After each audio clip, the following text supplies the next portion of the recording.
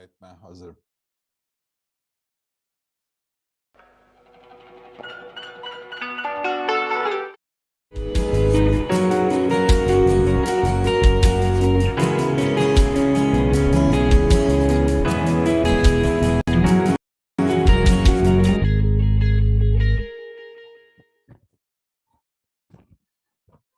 Hello, everyone, and welcome to another Tuesday evening here at the Bnei Baruch Kabbalah Academy. So we're going to carry on with our lessons as usual, and tonight we're going to go with annulment as preparation for Ibur. So if you're following the morning lessons, you'll notice that we started this topic. So we're just going to go with that flow, and let's see how we go. If you have any questions, you can always just pop them through as usual. This is also good for us on Tuesday nights to kind of go over what we went over in the morning lesson and still repeat the excerpts from the morning lesson so we can actually understand what annulment is in terms of spirituality and why it's important, why we need to do it, and how entering spirituality really depends on this topic. So let's get smashing. I'll start reading from the first one as usual. We can start doing it. And like I said, any questions, just shoot them through. And as usual, Tuesday evenings are not for beginners. If you're new to the YouTube channel, you can always go and check out our introductory courses, the first, second, and third semester.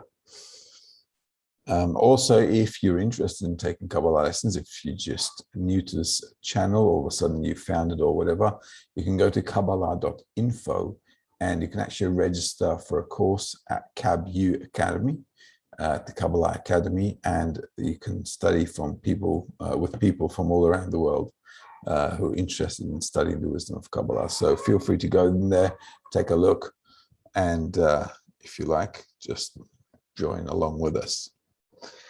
So let's read annulment as a preparation for impregnation, Ibur. Obviously, we're talking about spiritual impregnation, right? How to be ready for birth in spirituality.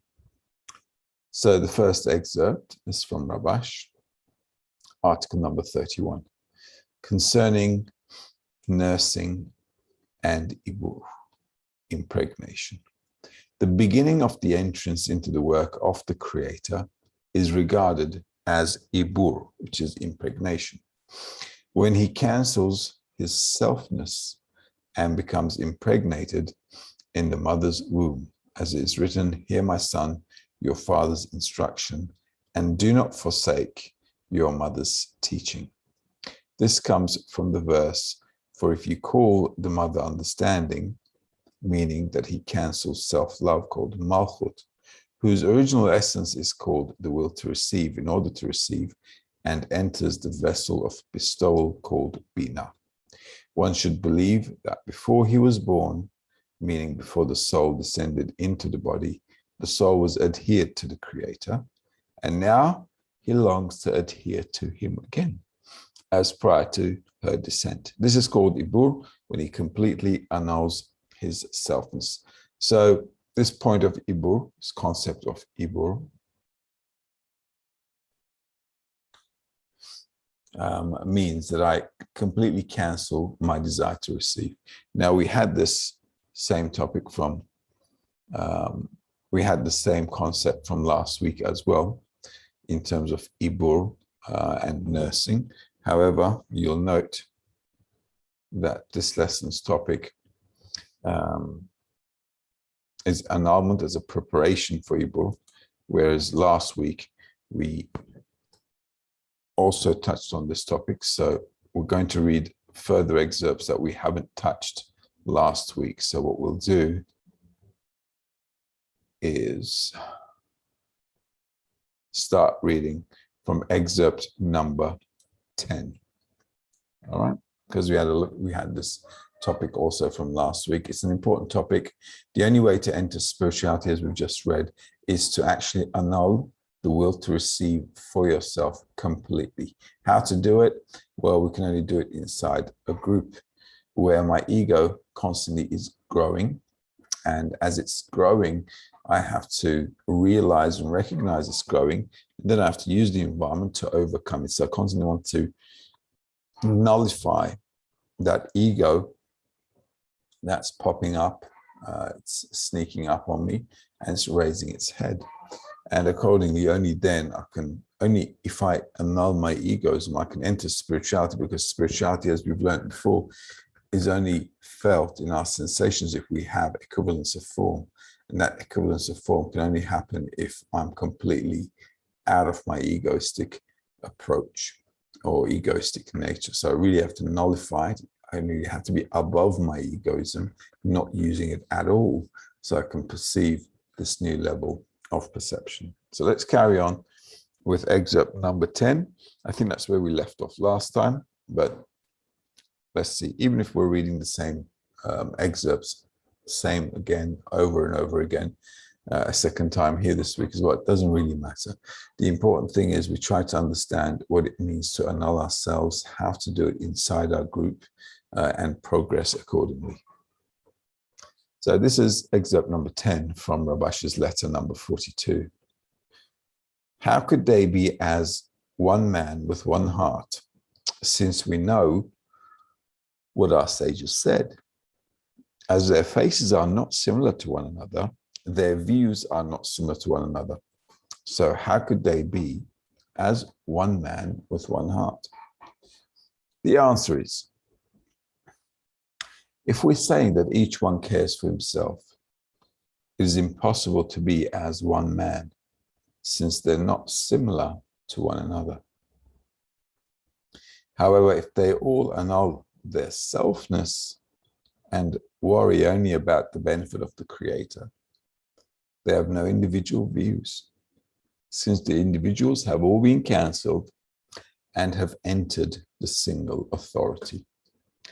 So how can we all unite? We're always talking about unity in the group. What does it mean to unite, to connect, to bond between the friends? That's if we all want the same thing. So if our desire, intention, our lacks, what we want, it's all directed towards the same thing, and that is bestowing to the Creator. Obviously, the Creator doesn't need our bestowal, or the Creator doesn't need anything from us, really. When we're working together in order to annul our self-ego,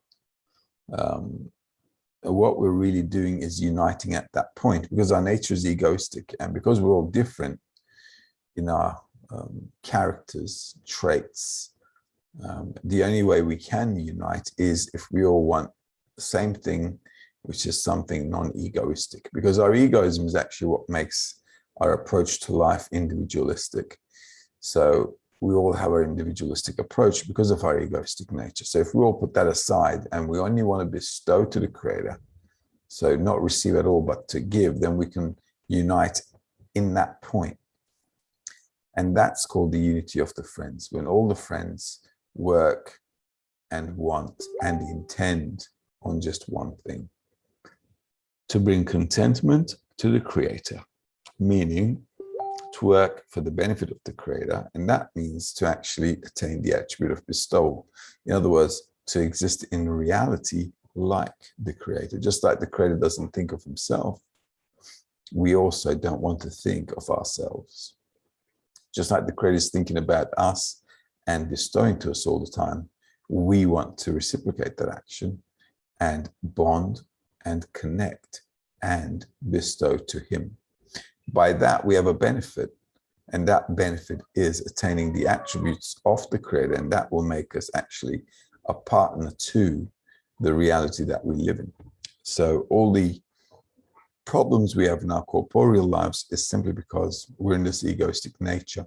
And the minute we get out of it, which we can do if we all work on it together, then there's something to talk about. A person can't get out of his ego on his own, because how am I supposed to get out of my egoism on my own? What am I going to do? I'm just going to sit and meditate about it? No, I need some kind of interaction, some kind of connection with other people, so I can actually realize where my ego is, revealing itself. So that revelation of my egoistic nature actually allows me to then make some effort to go above that egoistic nature. And when we're all working in that same direction, when we all want to exert, intend, and want to be above our egoism, then that is the point when we can actually unite at one point. So Rabash, art excerpt number 11. And let's see what Rabash is saying here.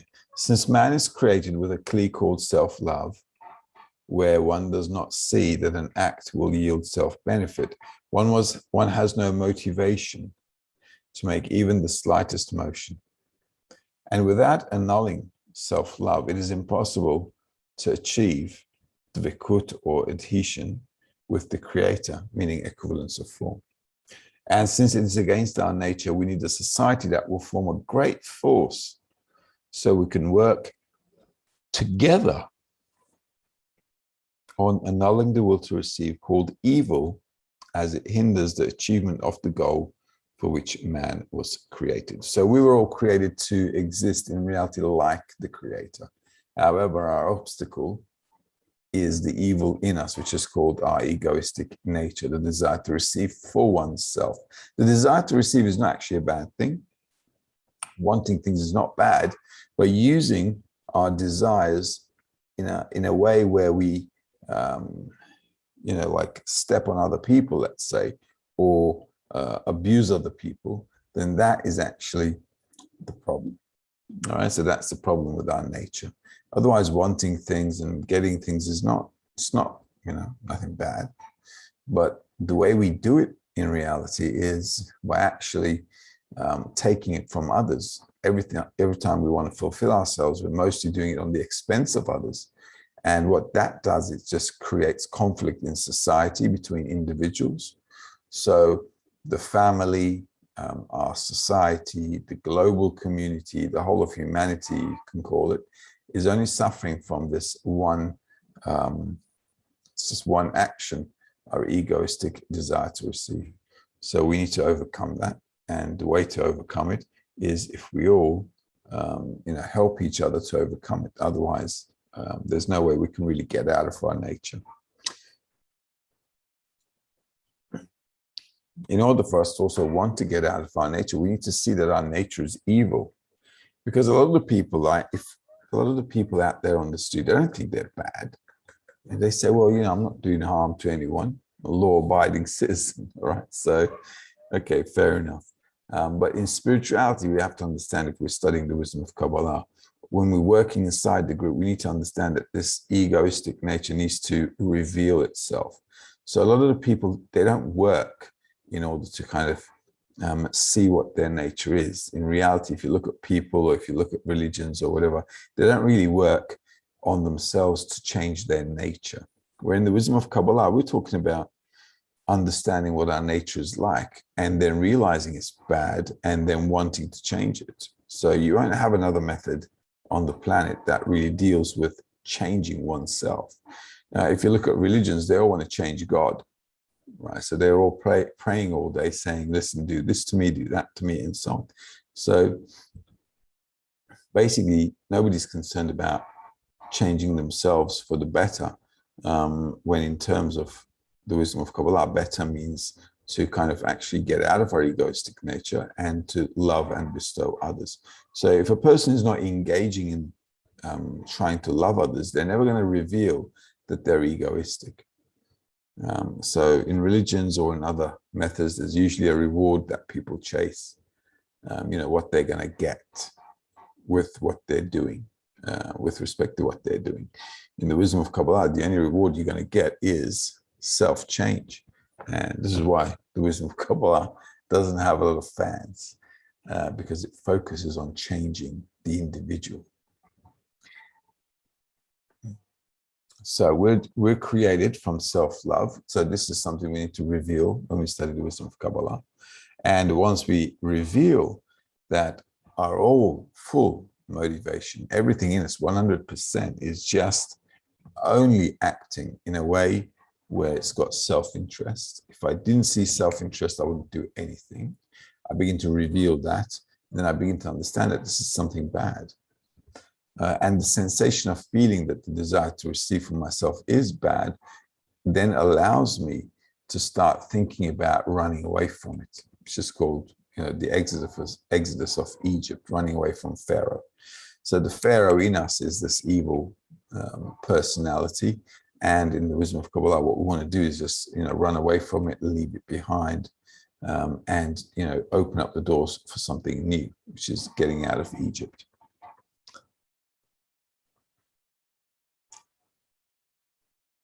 Number 12. This is also from Rabash, article number 7. According to what is explained concerning love thy friend as thyself. It's like writing numbers. If you first write 1 and then 0, it is 10 times more. And when you write 2 zeros, it's 100 times more. In other words, if his friend is number 1 and a 0 follows it, it is considered that one receives from his friend 10 times more. And if he says that he is double 0 compared to his friend, he receives from his friend 100 times more. However, if it is to the contrary and he says that his friend is 0 and he is 1, then he is 10 times less than his friend, 0.1. And if he can say that he is 1 and he has 2 friends who are both zeros compared to him, then he's considered 100 times less than them, meaning he is 0.01. Thus, his degree lessens according to the number of zeros he has from his friends. So in order to annul myself, I have to give others a higher value than myself. And this is once again completely against reason and logic, because normally we give ourselves value and deduct it from others. I mean, that's what egoism is, right? Egoism is me giving myself self-value. And that self-value means I have to take it from somebody else. So we're all egoists. There are degrees and levels to the degree of ego that a person can have. So some people have a bigger ego than others, but at the end of the day, we're all egoists. So any egoist understands that they give themselves value, which is more than what they give others. So egoism is always going to make me feel like I'm more than others, or I deserve more than others, or self-righteousness, that kind of stuff. But I'm always thinking like I'm better, or need more, or want more, or I'm right in what I'm saying or arguing about, and so forth. So in the wisdom of Kabbalah, if you're studying in a study group, in order to get out of your ego, what you need to understand is that the more I give value to other people, I'm actually elevating myself more in spirituality. Once again, like I said, this is completely against reason and logic. This is why the wisdom of Kabbalah is known as work above reason, above logic. Because if I keep maintaining myself in the current logic that I have, I'm never going to get out of it. I'm still going to be in that framework. So in order to get out of that framework, what I need to do is I need to do something beyond logic, beyond the reason. And that reason is giving more value to others and reducing the value that I'm giving to myself. By that, I can annul my egoism. And by that, I can actually start approaching spirituality little by little, step by step. It's not obviously going to happen overnight or in one shot, but what we will see as we study more and more is that gradually you begin to see that your ego is annulling and wants to annul, because you begin to understand that all your problems is because of your ego. So once you begin to reveal, as you study the wisdom of Kabbalah, that your ego is the only thing that's causing you problems in life.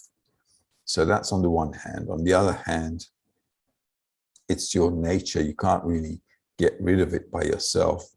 So you're left in this dilemma. And this dilemma is really required, because then a person can turn to the Creator for help. because we did not create ourselves. Nature created us, or God created us. Doesn't matter what you call it, nature, God, it doesn't matter. So whoever, whatever, that force that created us, that's the force, the same force that needs to change us. This is why we need an outside help. And that outside help initially is the group.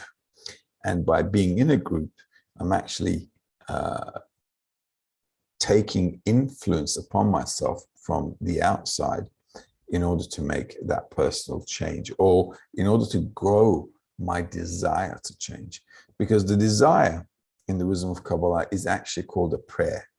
So if I'm working on changing myself, if I want to change myself, if I want to come to a new me, let's say, an altruistic me, a non-egoistic me, then first of all, I need to see how harmful my egoism is, and then I can want to change.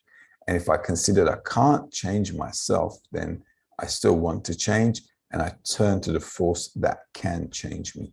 And this turning to the Creator actually builds the relationship with the Creator.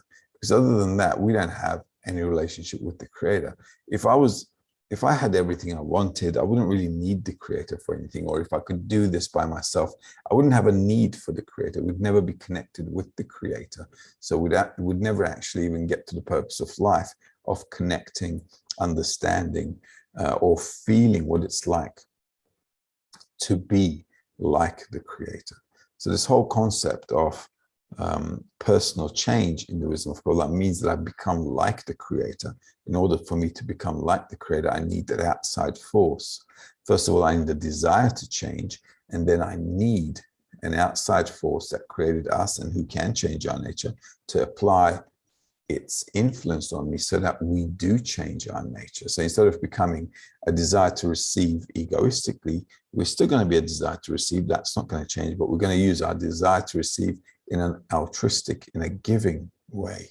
So all we have to do here is actually change this approach to life. Instead of fulfilling my desires with the desire to receive for myself, with the intention to receive for myself, what I'm doing is now fulfilling desires with a way that I can bestow to others. Now, why is that important? Because if I'm just focusing on fulfilling myself, my vessels, my desires are limited. Just think about it, how many desires you have. In any case, even if you had the whole world in front of you and fulfilled all your desires, you still would not be happy because, as you know, the formula by now, the desire and the fulfillment, they cancel each other out. Whenever I want something, if I go and get it, the desire and the pleasure, they cancel each other out. So that's a simple formula. So we're all made of a desire to receive. And if we all direct ourselves to change into love and bestowal, what happens is that I've got a desire to receive, you've got a desire to receive. And now if I want to use my desire in order to bestow, I'm bestowing to fulfill your desires and you're bestowing to fulfill my desires. So this way, everybody starts fulfilling each other, and that becomes endless pleasure.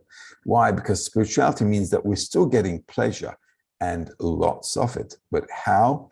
Well, imagine there's someone you really love, and because you love them, you want to do good things to them. And by doing good things to them, you're actually happy about it, right? So for example, let's say they got a birthday, you're running around thinking what you're going to get them, spend a lot of time and money to arrange their birthday party, presents, and so on. So if you think of it from a logical perspective, an objective perspective, you're wasting time and money for somebody else. Why? Because you love them. And that actually makes you happy. Why? Because you're doing something for somebody that you love makes you happy. You don't feel like it's an effort. Now, the unfortunate thing is we don't love other people. We only love people that we feel like we're close to or got something in common with, or family or friends or whatever. And towards the rest of the world, we're just all egoistic. Even towards family, that love and connection is also egoistic. Nature gives us that so that it can actually maintain human society. So what we want to do is attain this attribute of bestowal, love and bestowal towards the whole world, right? If you do that towards the whole world, then you've got infinite number of people which you actually love and care about. And from there on, what you can do is bestow to them all the time. So your bestowal becomes endless, limitless, infinite. You're constantly in this, in this pleasure, in this never-ending pleasure. And that way everybody is fulfilled. The whole of reality is fulfilled through bestowal. And this actually also makes us free from our limited nature, because our egoism is always going to limit us to the vessels that we have. But if you think about it, if you think of 8 billion people, imagine the limitlessness, the endlessness of how the attribute of bestowal can work if you loved those people. Obviously, if you love yourself, you're going to want to suck their blood. But if you have this attribute, this new nature, let's call it, that is loving others, then because you care about them, you love them, bestowing to them just makes you the happiest person in the world. So it's all about having this change in the way you approach reality, the way you see things. Let's come to item number 13. It's also from Rabash. Any advice that a person gives to the Creator seems as though he's setting conditions, as though he has a status and a view. But it is insolence of a person to present the Creator with conditions and say, if you give me, for example, good taste in the work, I will be able to work for you. Otherwise, I cannot. Instead, one should say, I want to annul myself and surrender unconditionally. Just give me the strength to really be able to emerge from self-love and love the Lord with all your heart. So a lot of the times you'll see in religions that people actually do things with, a reward in mind. So they want to go to heaven, or I don't know what kind of a heaven imagination they've got as well. It could be all kinds of stuff, from religion to religion. Heaven can mean anything from 72 virgins to all kinds of, paradise depictions in one's mind. So in the wisdom of Kabbalah, it's not like that. In the wisdom of Kabbalah, what we want to do is not set any condition, except what we want to do is work. And through the work, we want to change our nature and get to bestowal. And that's actually the reward. If you exist in reality like the Creator, that's called heaven in the wisdom of Kabbalah. To be like the Creator in reality, when you have absolute power, control, understanding over your life, destiny, existence, everything. When you're actually a partner to the Creator, you're like a part of the system when you govern reality. So, this understanding of spirituality is different for everyone. But in the wisdom of Kabbalah, we can't tell the Creator, listen, I've got a few conditions. Because if you've got a few conditions, that means you're still in your desire to receive for yourself. You're setting conditions to the Creator as if he doesn't know what he's doing and as if you know what you're doing. So this is not going to work, not in the wisdom of Kabbalah anyway. So what a person needs to do is think of it like this. I don't have any demands. I just want to get to the purpose of life, because that's the purpose of creation. And I'm happy to work and do whatever I can under any condition that life or God or the Creator or nature gives to me or brings to me. If I work in that direction where I'm really not expecting anything in return, then it allows me to actually get out of my self-thought. And that's actually where I want to end up. Because if I'm constantly in self-thought, then it means I'm constantly in my desire to receive for myself limited, and I'm going to end up dead in it. But if I'm actually starting to stop thinking about myself, then I can begin to feel a new reality which exists outside of me. Now, remember from the perception of reality that everything we perceive is actually in our own vessel. So if I'm depicting everything in my own mind, so the whole world is like a movie going on inside my brain, I'm never going to get out of that loop unless I get out of my nature. This is why we never feel what's outside of us. We're always feeling what the outside is influencing me with, and that cause is then revealing in me a consequence. So I'm always getting influenced from the outside, but living the whole of reality on the inside. I'm never really feeling what's happening on the outside. Like I can't. My sensory organs are all, turned towards me. So everything I see, hear, taste, smell, touch, they're all bring a depiction of reality to me inside my mind. So until this nature changes, I'm never gonna be able to feel what's on the outside, and it's like living in a little box. So if I get rid of all the conditions, if I say, listen, you know what, I don't want anything, I don't really want anything, I'm just happy to work in bestowal, taking care of others, thinking of others, then you have the opportunity to actually get out of your skin, to start feeling reality in a different way, through the eyes of bestowal rather than through the eyes of egoistic reception. And that switch is what spirituality is all about. And that switch is a big deal. Like I said, it empowers you to actually exist in reality like the creator. What makes us limited is because we're stuck within ourselves, and that's making us limited all the time. If you want to be unlimited, you got to get out of your skin, and the only way to do that is to attain a new nature.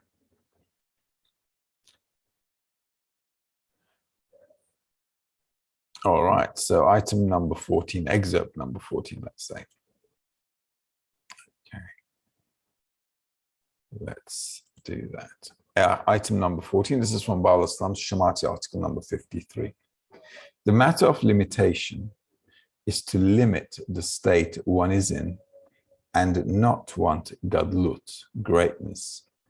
Instead, one wants to remain in one's present state forever. And this is called eternal adhesion.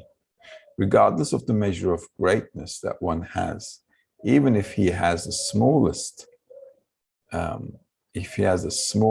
level, if it shines forever, it is considered having been imparted eternal adhesion. However, one who wants more, it's considered luxury. So here seemingly it's a bit contradictory, because on the one hand, we were created to be as great as the creator. On the other hand, if somebody's in a small state, he should be willing to work in that situation. But what is smallness? We need to understand. This is still a spiritual state. So this level called katnut, or smallness, is already a depiction of spirituality in its minimal form. And within that minimal form of perceiving spirituality, one is also willing to work as is. And the reason he's willing to do that is just like in the previous excerpts, because I don't want to set any conditions to the creator. If I set conditions, I'll just fall back into my ego.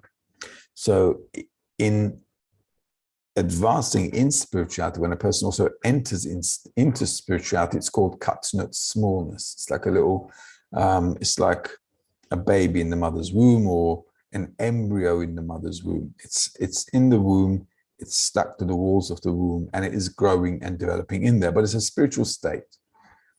And if I can take that spiritual state, consider it for myself as perfection, and not mind working in that state as long as it takes, that state of perfection will always shine. So from that small state that I'm constantly focused on and working, growth will come gradually and gradually and gradually by the influence of the creator, just like that embryo is influenced by the mother's womb, and the mother's womb is actually facilitating its growth. So the same kind of thing applies to a person as well. So maintaining that, preserving that, that level of minimal spirituality, and working from within that is also actually allowing the outside, the creator or the womb, to influence us and grow us. And that's the actual, that's the way to actually grow in spirituality, when I'm kind of in the system, completely annulled, and I'm letting the system work on me rather than me trying to be smart and, dictating to the system what it should do. In fact, I don't know anything about spirituality, so if I don't know, what am I going to dictate? So the important thing here is nullification once again. So even in spirituality, even when you enter spirituality, called this state of katnut, you're also completely and utterly in this nullification process. In fact, nullification is kind of ongoing until the final correction of a person. So that was number 14. Let's come to number 15. This is from Bala Islam's, again, Shemati number 53. It's from the article, The Matter of Limitation. When Israel came to receive the Torah, Moses led them to the bottom of the mountain, as it is written, and they stood at the bottom of the mountain. A mountain in Hebrew, the word is har, means thoughts, from the word hirhurim. Moses led them to the end of the thought and the understanding and the reason, the lowest degree there is. Only then, when they agreed to such a state, to walk in it without any wavering or motion, and remain in that state as if they had the greatest gadlut, and to be happy about it, this is the meaning of serve the Lord with gladness. Since during the gadlut, it cannot be said that he gives them work to be in gladness, because during the gadlut, gladness comes by itself. Instead, the work of gladness is given to them for the time of katnut, so they will have joy, although they feel katnut. And this is a lot of work. This is called the main part of the degree, which is discerned as katnut. This discernment must be permanent, and the gadlut is only an addition. Also, one should yearn for the main part, not for the additions. So how to be happy? Well, katnut, the state of katnut is actually, is actually being in bestowal. It's the attribute of bina, or mother, as they say, when the attribute just wants to bestow. So maintaining that is the main work. And if I'm constantly maintaining my attitudes towards bestowal and just pushing in that direction, then that's actually all that I need. And then through that process where I'm just constantly nullified, I'm constantly in the state of katnut, nullifying my desire to receive demands, I'm constantly working the direction of bestowal, then I grow in bestowal. That's the only way to grow in bestowal. And so this is why this is very important. So I'm constantly maintaining my attitude to bestow, and I'm constantly working in that direction. And then the rest is the influence of the light, the environment, that then allows me to grow. And from there, I can get into any state that the creator wants, or the system wants, let's call it. We can also call the whole of reality the creator, the whole of reality the system a creator as well. So that whole concept of being in katnut is very important, because I'm maintaining my bestowal. The bestowing attitude is what I'm constantly keeping. And everything else, if I maintain that attitude, everything else is then going to kind of channel me into growing by itself, and I don't have to then demand anything. Okay. Any questions? Okay, so I've got a few questions. David's asking, do we lower ourselves to all of humanity, or just those in our 10? Just those in the 10. We just want to start working in the 10. We don't want to be working with humanity at the moment. Humanity, we do dissemination towards humanity. We explain that all our problems is because of our egoism, because of our egoistic nature. And if we don't change that, we're all going to suffer greatly. And we're all suffering from it greatly as well, as you can see with all the natural disasters all around the world, fires, floods, the pandemic is still going on. There'll be more and more problems for humanity. Now, a lot of places in the world are underwater. There's a lot of flooding, right? And also a lot of fires around as well. And all these natural disasters will cause also, food shortages. because a lot of crops are underwater. They're all kind of gone. Most of them in fires, they get burnt as well. So humanity is going to go through some dramatic food shortages as well because of natural disasters. Nature, by slapping us around, is going to teach us how to behave and how to live properly. And this is going to actually bring us to annulment.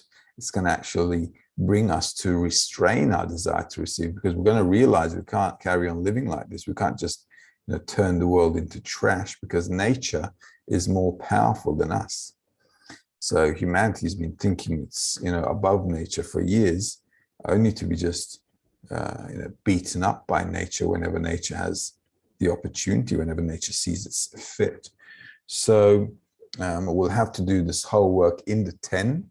We'll have to then disseminate to humanity as well at the same time. And also, as they suffer more and more from natural disasters, unhappiness, depression, all kinds of problems, they'll get ready to hear us more and more. Mine is asking, how do we attitude in the 10? How do we attitude in the 10 for annulment and total devotion? Okay, what should our attitude be in the 10 for annulment and total devotion? How do we attitude in the 10 for annulment and total devotion? By helping the friends. By helping the friends. Devotion comes later. It's not going to happen quickly. Working in devotion takes a lot of effort by a person, because devotion means I'm happy to work for the friends as much as it takes. And the only way I can come to such a sensation is if I care about them. And the only time I'll come to care about them is if I invest in them. So if I make a lot of effort to come closer to them, to help them, to love them, and I'm constantly investing in that, then they'll become close to me, they'll become dear to me. And as they become dear to me, I'll be able to work with devotion. Like I said, it'll take time, won't happen quickly, but it's all about a person's investment in spirituality. The more I invest in caring for others, worrying about their spiritual growth, helping them, then that actually makes me slowly come close to them. I slowly begin to care for them, and that will build a devotion.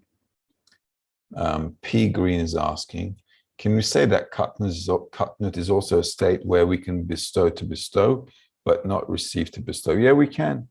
We can say that as well. Bestow in order to bestow. Or sometimes they call it mercy or hasadim. The important thing here is that we're in Katnut, it's got obviously levels, right? It's not just one level. So when you have this minimal entry into spirituality, you've nullified your desire to receive. Your desire to receive will continue to grow. And what you do is you're constantly going above your desire to receive. So you're maintaining that Katnut state, that smallness, and just going above your desire to receive. And you're not using it at all. So it has degrees, but yeah, that's what we could call it. David's asking, should we try to get out of the womb and be born? I think that's going to be a natural process. So, a baby is not going to want that on month 1 or 2 or 3 or 4 until it really matures and feels like it needs to be born into bestowal. So that whole concept of Katnut, we have to complete that whole degree and then be born into spirituality. Then you get into nursing or suckling, where the baby is being breastfed, right? So then you're born into spirituality, then you're actually receiving light. That's what the milk is, it's white, right? So you're then receiving forces in order to use your desire to receive, but that's got degrees as well. So, it's all a process. So we can't rush it. A flower is not going to blossom before its time. So a person has to just constantly work. And like it says in the article as well, in the excerpt, says, listen, it's the degree of Katnut. I'm not making any conditions for the Creator. I'm just maintaining myself, going above the desire to receive for myself, maintaining Katnut, and I'm just growing according to that. So I'm not dictating anything, and I'm not rushing anything. I'm not trying to do anything before it's time. But the more effort we give, we're obviously going to speed up our process. So the effort is what's going to help you out here. But in the system, you have to understand that our effort is also developing us step by step. We're not going to be jumping over states. We're going to have to live everything step by step. Another question by David: does cut not feel good? Well, in spirituality, what can I tell you? It feels good and free to be free from your desire to receive for yourself.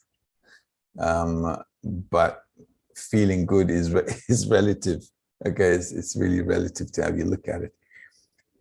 Spirituality is always a good sensation, but because we're going to be also in Katnut, we're going to enter a phase where we're constantly revealing more of our egoism. So we're still going to have falls, right? We're going to have ups and downs. So for a person in Katnut who understands that the falls and the descents are good because they're a sign for the ascent, there's no bad feeling. But our desire to receive is always getting hammered around. But on the other hand, because we understand the process, our will to receive is actually quite happy with this situation, because we're now discerning ourselves in a different way. Before spirituality, we're always looking at ourselves as a desire to receive. So if something goes wrong in my corporeal life, I feel bad, frustrated, angry, upset, and always complaining to the Creator. But in spirituality, rather than complaining about the situation, you're beginning to understand that you need to use the state as a leverage to go higher. So from a spiritual perspective, yeah, you're feeling good, okay? But your desire to receive, that's just never going to feel good. In its egoistic state, it's just not. Once you're corrected, though, our desire to receive is going to feel really good, because we're going to be using it in order to bestow. Isoke is asking, with the understanding that our main responsibility is connection in the 10 and Arvut in the world Kli, what is our responsibility to others in corporeal world who are in crisis? Well, you should always take some role in dissemination. If you're a Bnei Baruch student, that's for sure. It's a must. Because how can you grow spiritually if you're not looking after others? And what does looking after others mean? Looking after others is actually explaining to them why they have problems in life. Because people are getting battered in life and they don't understand why. So, a lot of people say, why me? Why me? Why is this happening to me? And they don't understand the system.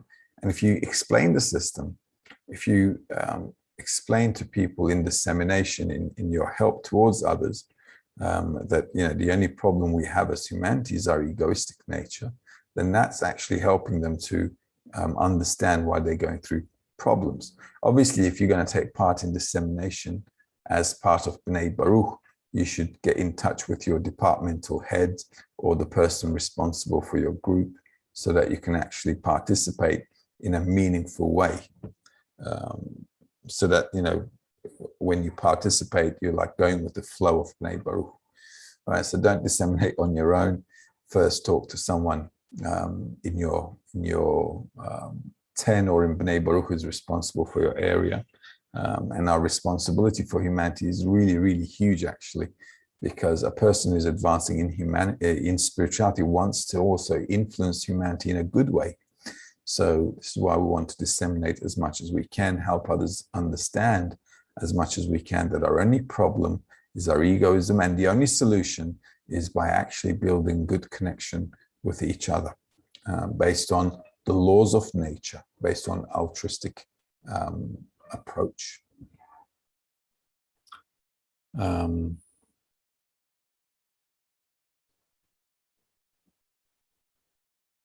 Okay, P. Green, does Ubar include Yenika? Also, do we reach Mochin after we're born? Well, Ubar is when you're in the womb, right? So you're not going to get any suckling, which is Yenika, is suckling. So you're not going to get breastfed unless you're born. So what we first want to build is the attribute of bestowal, that complete nullification of the desire to receive for myself in the womb. Once I do that, then you're born into spirituality, and then you can, think about Yenika and growing in spirituality. And as we grow in spirituality, then we're going to learn how to use our desire to receive in order to bestow. So by fulfilling the vessel with light, obviously that's a process as well. And when we end that process, what we will have is a mochin, the mind, the thought of the creator. So these are all stages, just like we grow up in life. As we grow up in life, we also attain an understanding about life as well. So all of these are going to take time, but the most important thing we need to focus on right now, if you're studying with B'nai Baruch, is really to connect and focus on the connection between us in the 10. So the more I focus on that, then that is going to put you into that state of katnut in the womb, and that is a spiritual state starting to grow spiritually as well. All right, so we all need to focus on that. All right, dear friends, so we made it to 9:50 p.m. my time. So we'll call it a night on this one. And next week we'll carry on with whatever life sends to us. And we'll go over more and more excerpts that we studied also in the morning lesson. Once again, for me, Tuesday nights are really, really special because it really allows us to chew these materials as well. I feel like I'm chewing them more and more. I actually went over these articles with my 10 earlier on this evening when we met as well. So the more we delve into it, the more we get into it, I think it brings that sensation and understanding on how we need to really approach our spiritual study. So the more we're in these materials, it's going to give us a lot. Hopefully this lesson also prepares us for the morning lesson, which we're going to have to get up for soon in a few hours and restart the day. So in the interim, have a great evening or day, depending where you are. And I'll see you guys next Tuesday, or if in the morning lesson, see you guys in a few hours. All the best. Bye-bye.